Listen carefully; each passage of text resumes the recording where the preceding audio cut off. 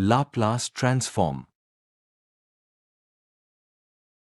In many real-world engineering problems, we deal with differential equations, which are often difficult and time-consuming to solve in the time domain.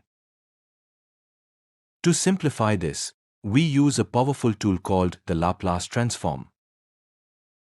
The Laplace transform converts complex differential equations into simpler algebraic equations, making them much easier to solve. Now, consider a function f of t, defined for t greater than 0. The Laplace transform of this function is denoted by Laplace of f of t and is defined as integral 0 to infinity e power minus st f of t dt. The result is written as f of s, which is a function of the variable s. This transformation converts a function from the time domain into the s domain, also known as the frequency domain. Once we solve the problem in the s domain, we use the inverse Laplace transform to convert the solution back to the time domain.